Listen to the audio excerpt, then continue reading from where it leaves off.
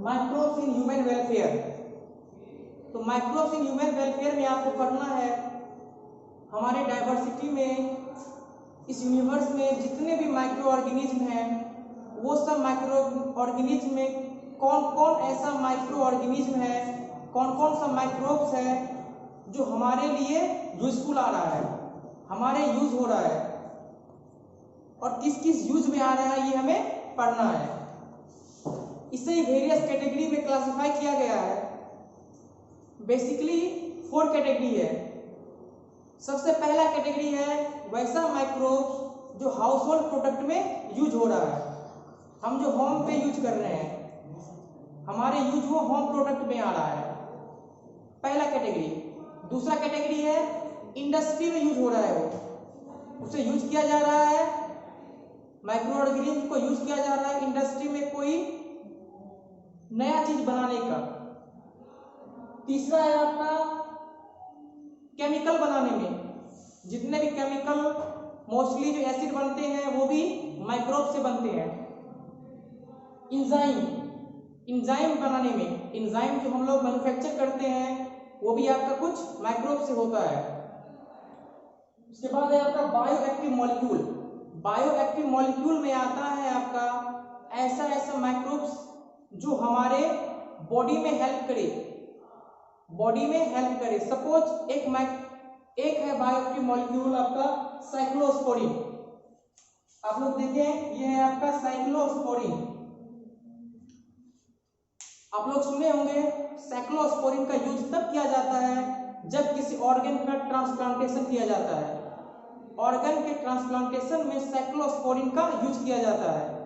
तो साइक्लोस्पोरिन भी माइक्रोब से बना हुआ है जो एक टाइप का बायोएक्टिव मॉलिक्यूल है। इसका काम है इम्यूनो सप्रेसेंट एजेंट। ये इम्यून सप्रेसेंट एजेंट है जो ऑर्गन के ट्रांसप्लांट करने में हम इसे यूज करते हैं। दूसरा है आपका स्टेटिन। स्टेटिन हम लोग जानते हैं ब्लड में कोलेस्ट्रॉल लेवल को डिक्रीज करने के लिए हम स्टेटिन का यूज करते हैं। तो ये भी एक टाइप का साइक्लोस्पोरिन और स्टेटिन, ये भी एक टाइप का बायोएक्टिव मॉलिक्यूल है जो हम माइक्रोब से जनरेट करते हैं। और भी है बायोगैस, कॉ डंग से, एनिमल डंग से, बफेलो डंग से, कॉ डंग से जो हम लोग गैस जनरेट करते हैं वो है हमारा बायोगैस। ये भी एक टाइप का ऑर्गेनिज्म जो कॉ के डंग में माइक्रोब्स प्रेजेंट है, उसके कारण से एनर्जी जनरेट होता है। तो बेसिकली ये सब आपके क्लासिफिकेशन है जो हमें पढ़ना है। अब हम डिस्कस करेंगे आपका microbes in house hold product. अब हम डिस्कस कर रहे हैं नेक्स्ट क्लासिफिकेशन आपका microbes in industrial use. Industry में हम माइक्रोब्स को कैसे यूज करते हैं वो हमारे यूजफुल होता है। सबसे पहले इसे हम 2 क्लासिफिकेशन में डिवाइड किए हैं। सबसे पहला है आपका फर्मेंटेड बेवरेज, दूसरा है एंटीबायोटिक। हम डिस्कस करेंगे आपका फर्मेंटेड बेवरेज है क्या। फर्मेंटेशन मींस होता है to bring some chemical changes in a solution. Normally solution का जो अमाउंट है या जो वॉल्यूम है या जो उसका प्रेजेंस ऑफ केमिकल है उस केमिकल में चेंजेस लाना। To bring some chemical changes in a solution due to presence of some microbes like yeast, bacteria etcetera. Suppose we are taking the example mixing of sugar into alcohol, that is to a fermented beverage. ये भी एक type का fermented beverage का example है। तो normally fermented beverage में आता है आपका अल्कोहल। अल्कोहल एक पूरा कंपाउंड है, इसके अंदर क्या क्या है, कैसे कैसे हम किस किस टाइप के अल्कोहल को प्रोडक्शन में लाते हैं। सबसे पहले आपका है बियर। बियर का जो फॉर्मेशन होता है वो आपका बार्ली प्लांट के कारण होता है। बार्ली प्लांट को फर्मेंटेशन में करते हैं हम, उसका केमिकल चेंजेस करते हैं जिसके कारण से बियर का प्रोडक्शन होता है। इसमें आपका 4 to 6% अल्कोहल रहता है। सबसे कम अल्कोहल जो आपका बियर में रहता है। देन है आपका वाइन। ग्रेप्स में हम फर्मेंटेड चेंजेस लाते हैं, अंगूर में फर्मेंटेड चेंजेस लाने के कारण से आपका वाइन का प्रोडक्शन होता है। इसमें आपका 10 to 20% अल्कोहल का प्रेजेंस है। नेक्स्ट है आपका विस्की। सबसे ज्यादा अल्कोहल अगर किसी में प्रेजेंट रहता है नॉर्मल वे में, वो है आपका विस्की में। विस्की आपका प्लांट प्रोडक्ट सीरियल में प्रेजेंट रहता है। सीरियल को हम फर्मेंटेट करते हैं जिसके कारण से विस्की का प्रोडक्शन होता है। इसमें आपका 20 to 40% अल्कोहल का वॉल्यूम रहता है। सबसे ज्यादा अल्कोहल आपका विस्की में रहता है। बियर में आपका 4 to 6% अल्कोहल रहता है। वाइन में आपका 10 to 20% अल्कोहल रहता है। दूसरा क्लासिफिकेशन है आपका एंटीबायोटिक। एंटीबायोटिक है, एंटी मीन्स होता है अगेंस्ट एंड बायोटिक मीन्स होता है life. Against life that is antibiotic. ये आपका माइक्रोब्स के लिए है, ना कि ह्यूमन बीइंग के लिए। अगेंस्ट लाइफ जो एक कॉम्प्लेक्स वर्ड है, ये आपका माइक्रोब्स के लिए है। माइक्रोब्स के लाइफ के अगेंस्ट ये काम करता है, इसे कहते हैं एंटीबायोटिक। एंटी मीन्स हो गया आपका अगेंस्ट एंड बायोटिक मीन्स हो गया life for microbes.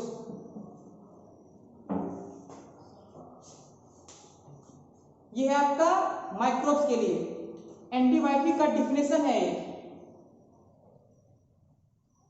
Antibiotic, it is a substance which is produced by microorganism in lower concentration to inhibit the production of pathogen inside our body।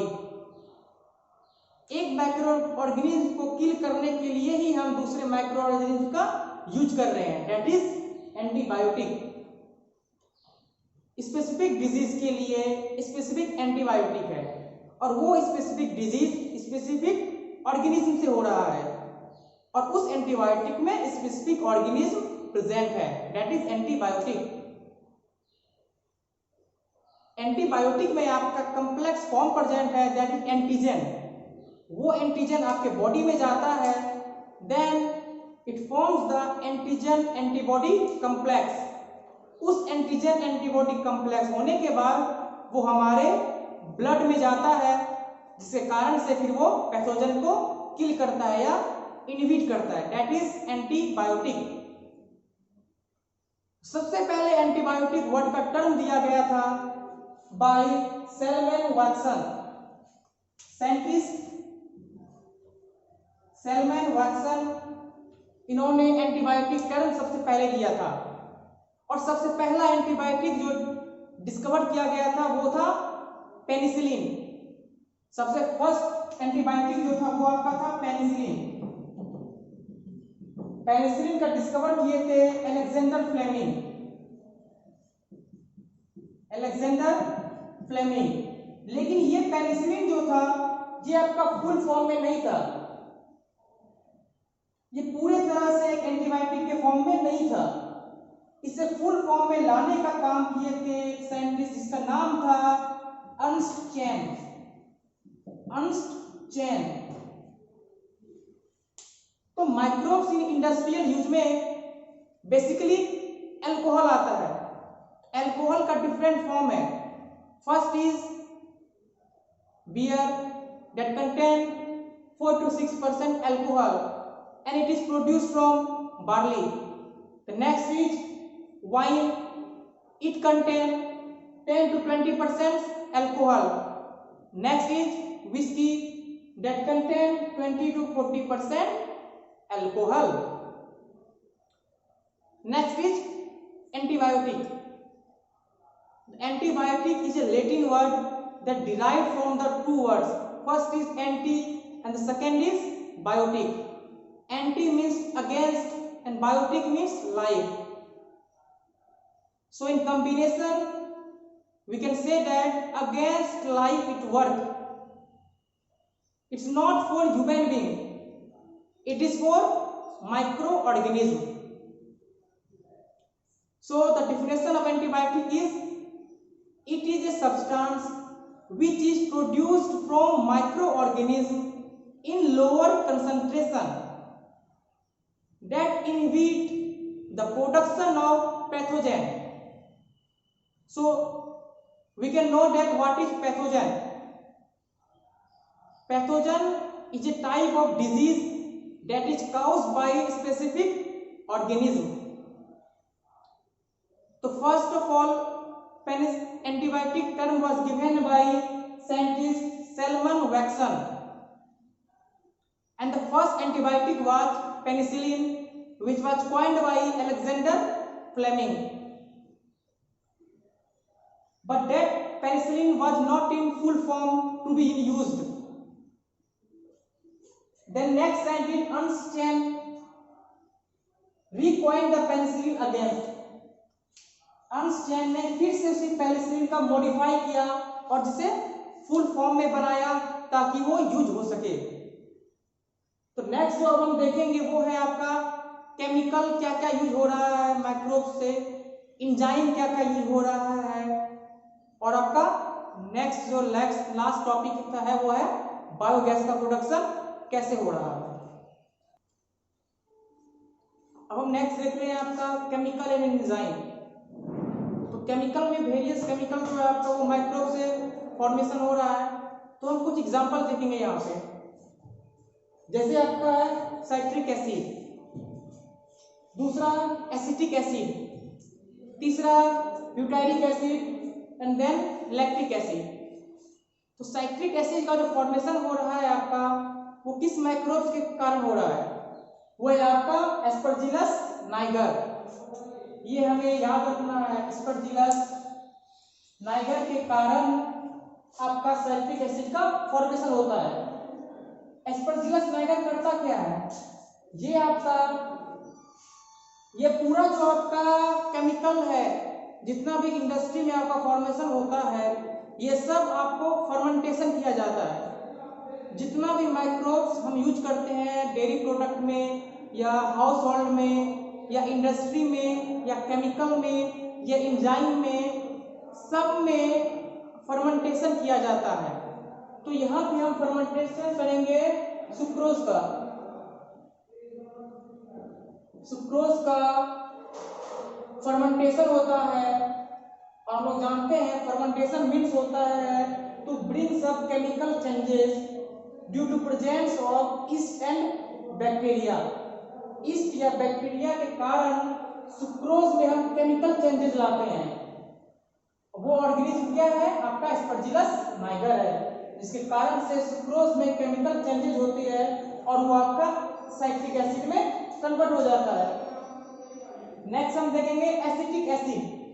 Acetic acid में होता है जिस organism के कारण, वो है आपका एसिटोबैक्टर एसिटी।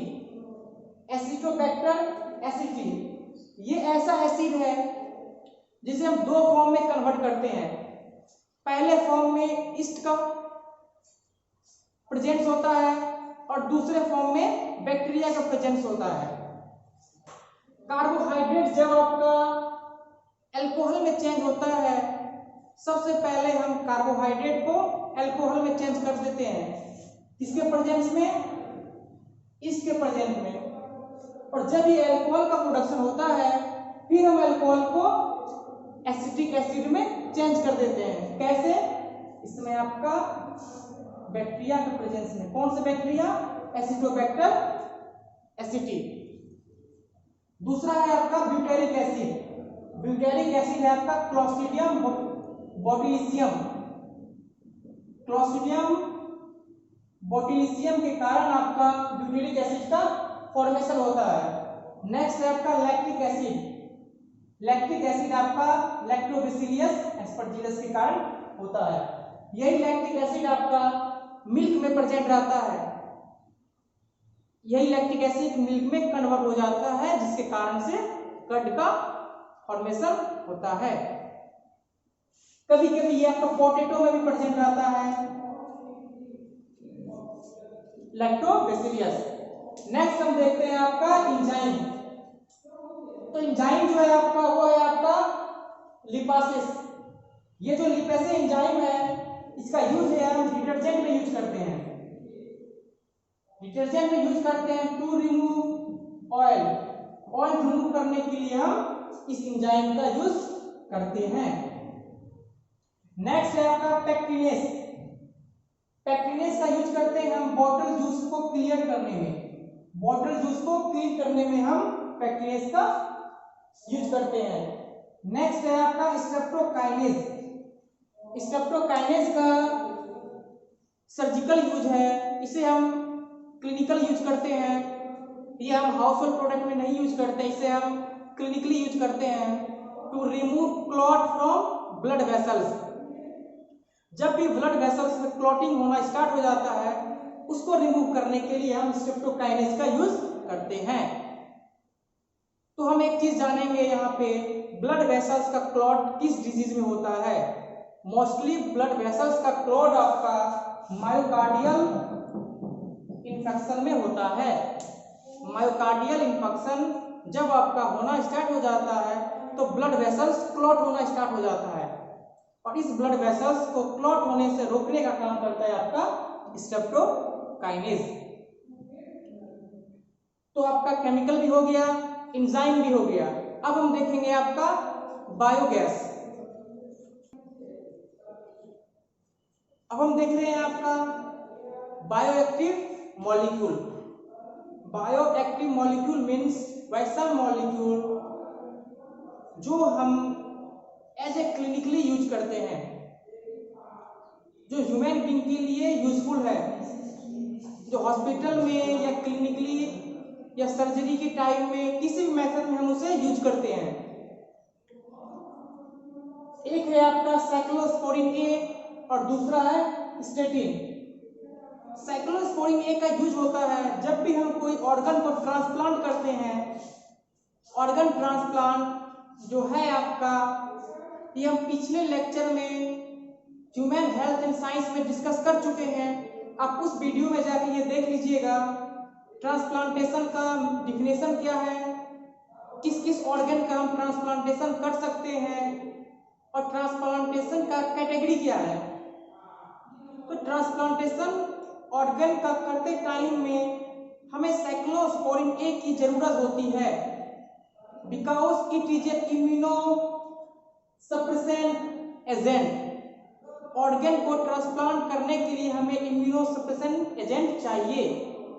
तो ये भी जो आपका साइक्लोस्पोरिन ए का जो फॉर्मेशन होता है, ये भी आपका माइक्रोब्स के कारण होता है।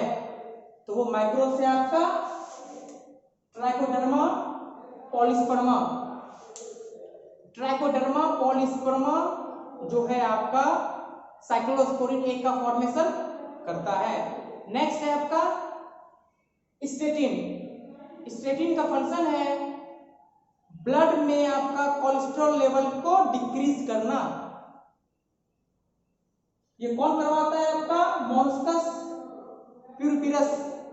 मोलस्कस प्यूरपिरस एक ऑर्गेनिज्म है, एक माइक्रोब्स है जो कि स्टेटिन का फॉर्मेशन करता है, और जिसके कारण से ब्लड में कोलेस्ट्रॉल लेवल का डिक्रीज होता है।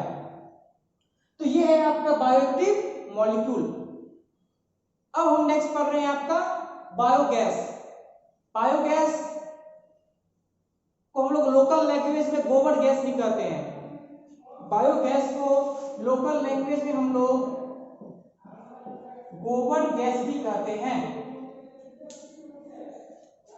इसका मतलब हुआ गोबर मीन्स डंग।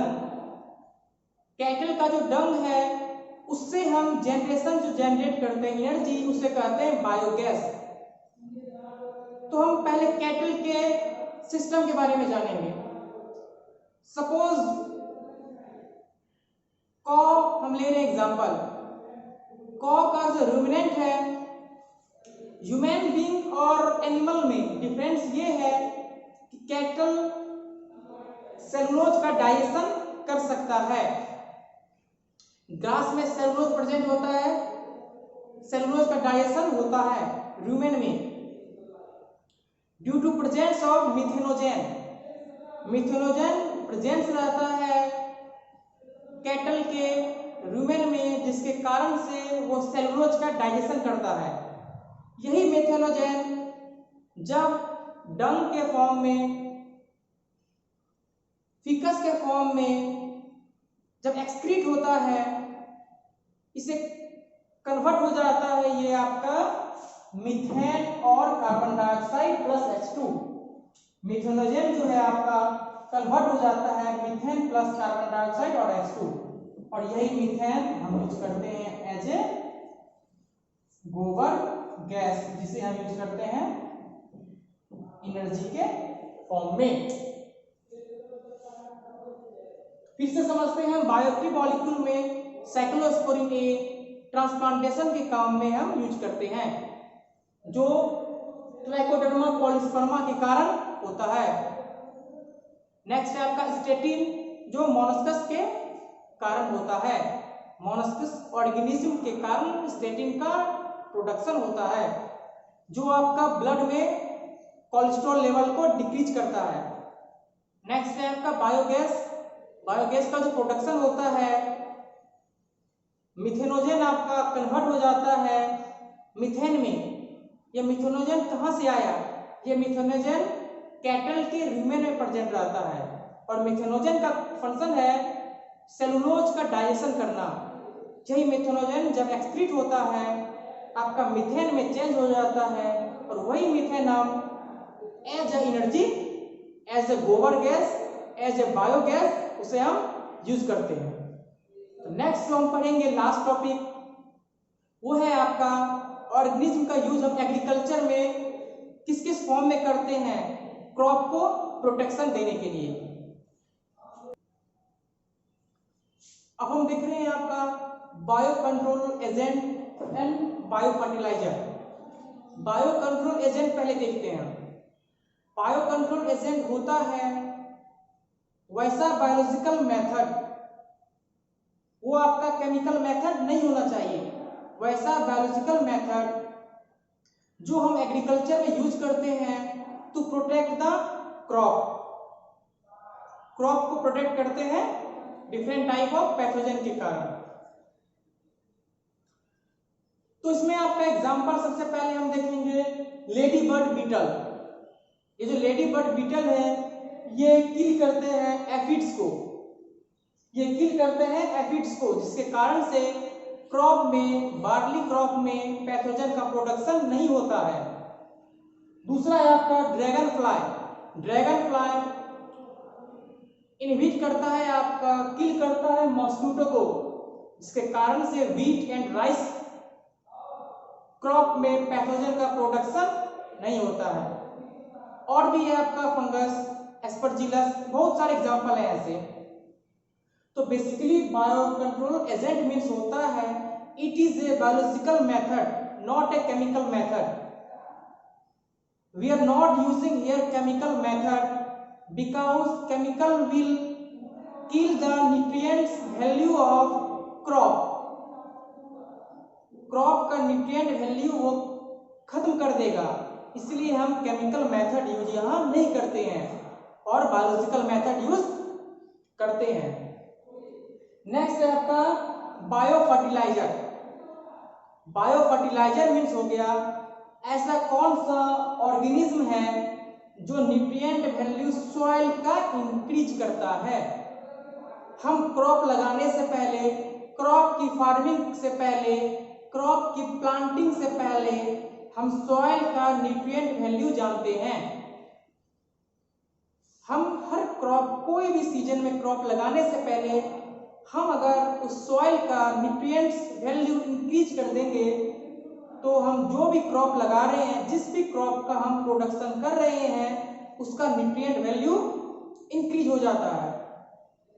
अगर पहला एग्जांपल हम लेते हैं, अगर उस सॉइल में बैक्टीरिया लाइक राइजोबियम, अगर राइजोबियम का प्रेजेंस है तो सॉइल का न्यूट्रिएंट वैल्यू इंक्रीज हो जाता है।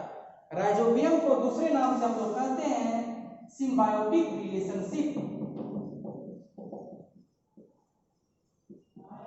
सिम्बायोटिक रिलेशनशिप किसके किसके बीच में सिम्बायोटिक रिलेशनशिप बनाता है? एक एल्गी और दूसरा फंगस। एल्गी और फंगस के बीच में राइजोबियम सिम्बायोटिक रिलेशनशिप बनाता है। ये है आपका बैक्टीरिया। दूसरा है फंगी। फंगस जो है वो आपका माइकोरिजा। तीसरा है साइनोबैक्टीरिया भी। साइनोबैक्टीरिया आपका एनिमिना। तो बेसिकली बायो फर्टिलाइजर में हम ऑर्गेनिज्म का प्रेजेंस देखते हैं, जिसके कारण से सॉइल का न्यूट्रिएंट वैल्यू इंक्रीज हो जाता है। अगर सॉइल में राइजोबियम का प्रेजेंस है तो उसका न्यूट्रिएंट वैल्यू इंक्रीज हो जाएगा। अगर माइकोरिजा का प्रेजेंस है तो उसका न्यूट्रिएंट वैल्यू इंक्रीज हो जाएगा, या एनिमिना का प्रेजेंस है तो उसका न्यूट्रिएंट वैल्यू इंक्रीज हो जाएगा। ये है आपका bio fertiliser and bio control agent. तो आपका माइक्रोब्स इन ह्यूमन वेलफेयर दूसरा चैप्टर जो था आपका वो आपका खत्म हो गया है। इसमें बेसिकली हमें पढ़ना था कौन कौन सा ऑर्गेनिज्म हम यूज करते हैं। नॉर्मली हम जानते हैं ऑर्गेनिज्म का डिसएडवांटेज, वो डिजीज क्रिएट करता है, लेकिन कभी कभी वो हमारे यूज भी आता है। तो इसे हम क्लासिफाई कर दिए थे हाउस होल्ड प्रोडक्ट में, इंडस्ट्रियल प्रोडक्ट में, बायो कंट्रोल प्रोडक्ट में और बायो फर्टिलाइजर प्रोडक्ट में।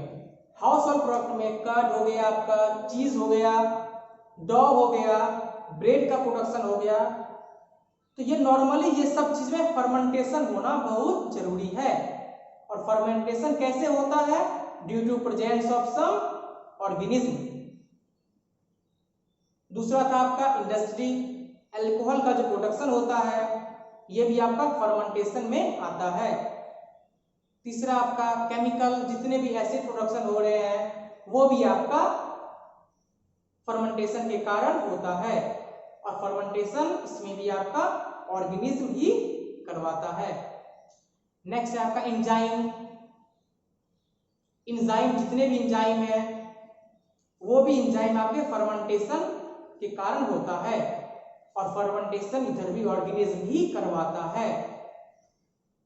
तो आपका माइक्रोब्स हम जान गए हैं कौन कौन सा माइक्रोब्स हमारे यूज में आता है। तो नेक्स्ट वीडियो में हम स्टार्ट करेंगे नया चैप्टर जो आपका है। और प्रीवियस चैप्टर देखने के लिए आप प्रीवियस लिंक पे चले जाएं, ह्यूमन हेल्थ एंड साइंस, वो चैप्टर आप